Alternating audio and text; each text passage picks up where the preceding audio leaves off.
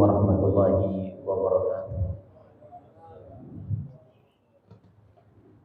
Allahu Akbar,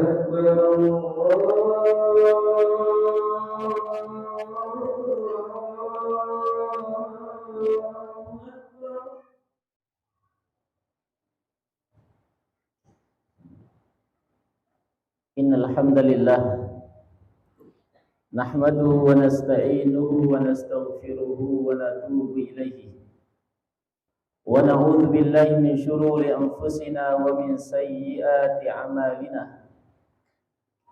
May yahdihillahu fala mudilla lahu wa may yudlilhu fala hadiya lahu. Asyhadu an la ilaha illallah wahdahu la syarika lahu wa asyhadu anna Muhammadan abduhu wa rasuluhu la nabiyya ba'dah.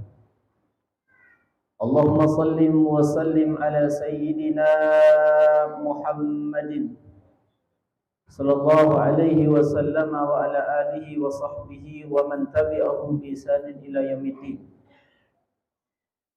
Wa qala Allah ta'ala fil Qur'anil Karim, a'udzu billahi minasy syaithanir rajim. Bismillahirrahmanirrahim.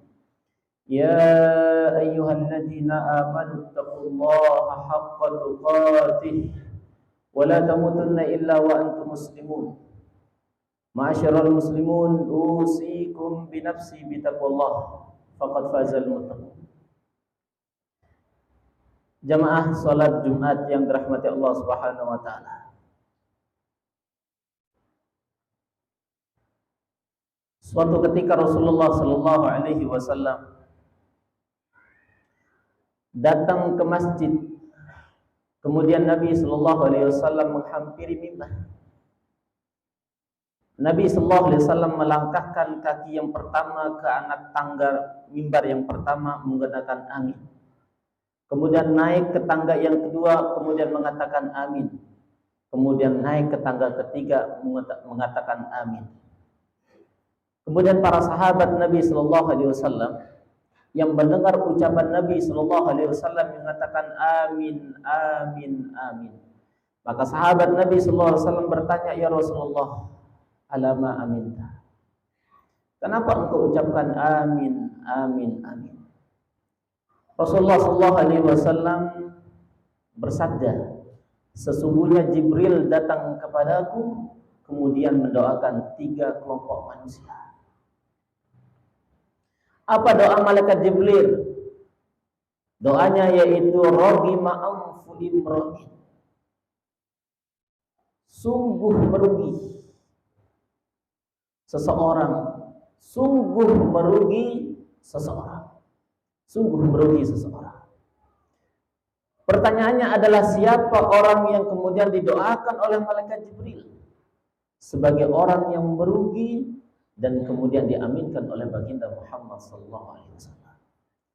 Pertanyaan yang kedua adalah, kalau seandainya malaikat Jibril alaihi salatu wasallam berdoa pada Allah dan yang mengaminkan itu adalah baginda Muhammad sallallahu alaihi wasallam, apakah terkabulkan doanya? Maka jawabannya jelas terkabulkan. Maka mari kita lihat siapa saja orang-orang yang kemudian didoakan oleh malaikat Jibril dan diaminkan oleh baginda Muhammad sallallahu alaihi wasallam. Yang pertama adalah dzukirtu indahu falam yusalli alayya. Dan riwayat telah mengatakan dzukirat indahu falam yusalli alayya. Ada orang-orang yang kemudian mendengarkan namaku diucapkan persis di telinga mereka, tetapi mereka enggan bersalawat padaku, kata Rasulullah sallallahu alaihi wasallam. Jemaah yang dirahmati Allah Subhanahu wa taala. Inilah yang disinyalir oleh Rasulullah sallallahu alaihi wasallam al-bakhil. Orang yang paling bakhil di antara umatku siapa mereka? Orang yang kemudian mendengarkan nama Rasulullah sallallahu alaihi wasallam disebutkan, tetapi mereka enggan bersalawat pada baginda Muhammad sallallahu alaihi wasallam. Jemaah yang dirahmati Allah Subhanahu wa taala. Di dalam Quran dijelaskan bahwa Allah dan seluruh para malaikat kemudian bersalawat pada baginda Muhammad sallallahu alaihi wasallam.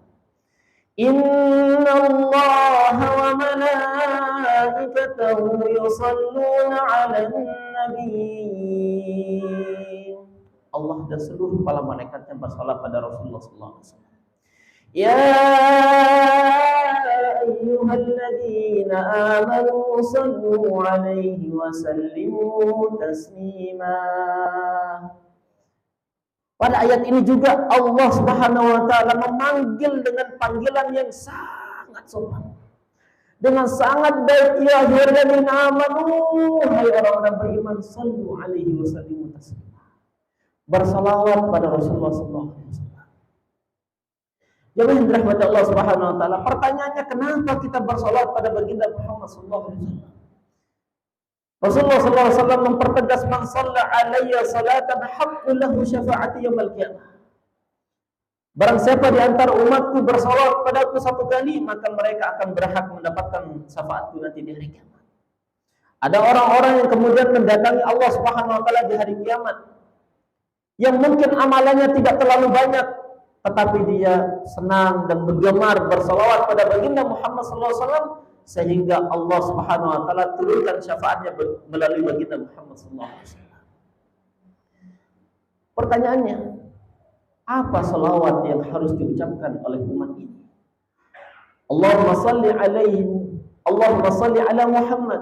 Atau bisa juga kita menggunakan salat Ibrahimiyah yang sering kita ucapkan dalam salat-salat kita. Jemaah dirahmati Allah Subhanahu wa taala, dalam satu kesempatan Rasulullah sallallahu alaihi wasallam melewati sebuah kuburan dengan beberapa para sahabat lain, kemudian Nabi sallallahu alaihi wasallam mengatakan, syaqautu ila ikhwani. Aku itu rindu akan saudara-saudaraku, kata Nabi sallallahu alaihi wasallam. Syaqautu ila ikhwani. Para sahabat yang mendengar ucapan Rasulullah sallallahu alaihi wasallam itu mengatakan, ya Rasulullah, alasna ikhwanika. Bukankah kami ini adalah saudara-saudaramu? Nabi sallallahu alaihi wasallam mengatakan, bal antum ashab. Kalian itu ada sahabat. Lantas siapa orang yang disebut oleh Rasulullah sallallahu alaihi wasallam sebagai saudara Rasulullah sallallahu alaihi wasallam?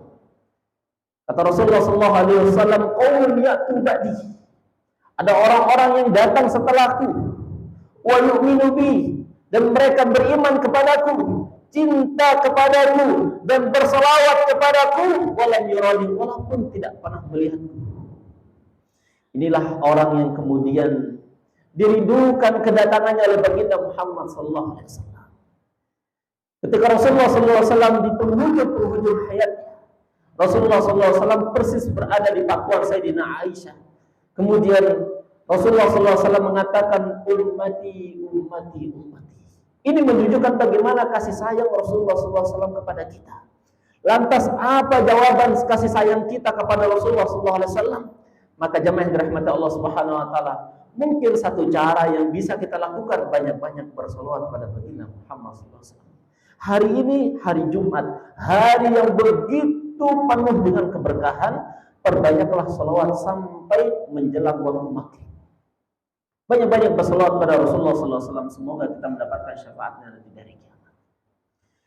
Jemaah yang dirahmati Allah Subhanahu wa taala, yang kedua, orang yang kemudian didoakan oleh malaikat Jibril sebagai orang yang merugi dunia akhiratnya. Siapa mereka?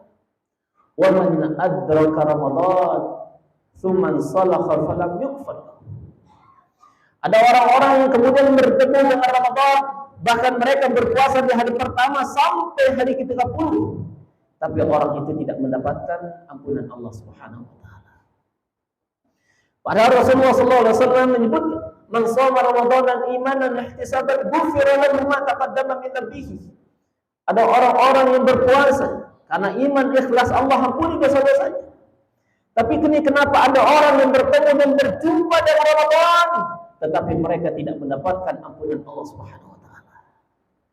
Inilah kemudian yang didoakan oleh malaikat Jibril sebagai orang yang merugi dunia akhirat. Kenapa demikian? Karena tidak mampu menghadirkan potensi terbaik pada bulan ini yang dikeluarkan untuk melakukan ibadah-ibadah. Tidak maksimal potensi yang ada pada dirinya.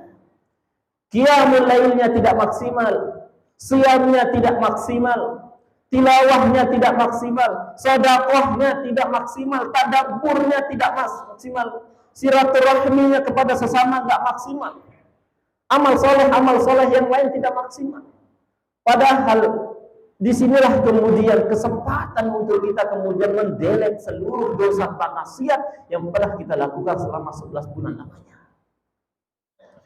Jemaah yang dirahmati Allah Subhanahu wa taala.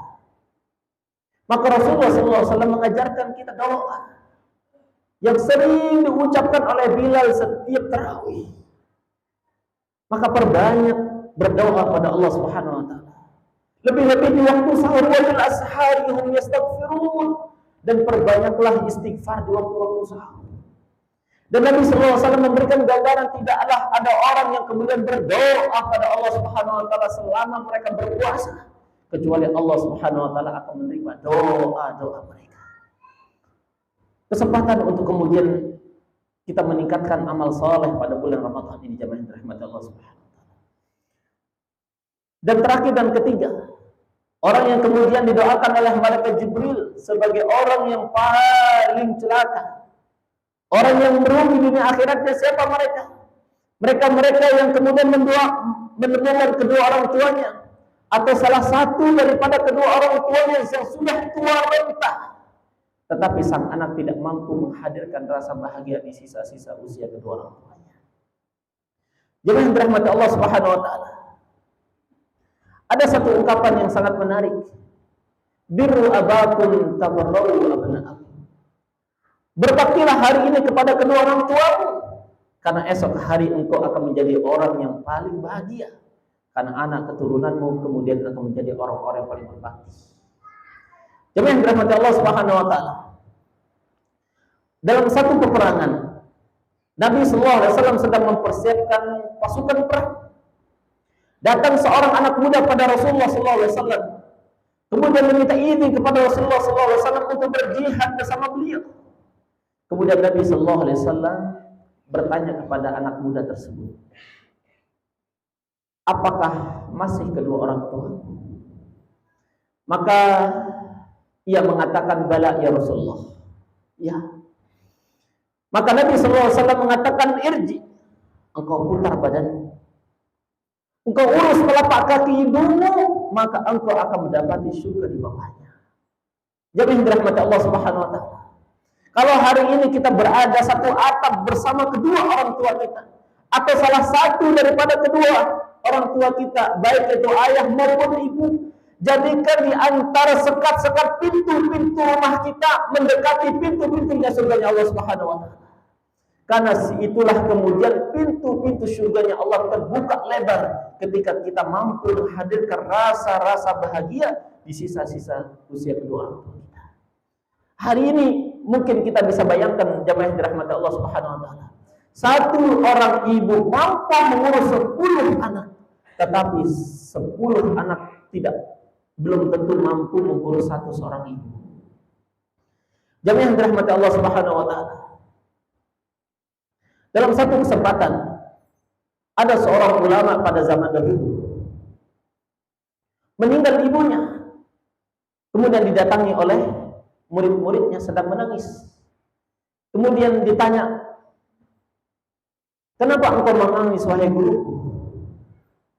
Saya tidak menangis karena orang tuaku meninggal dunia, tetapi saya menangis dan sedih karena salah satu pintu-pintu menuju surganya Allah Subhanahu wa taala sudah tertutup hari ini.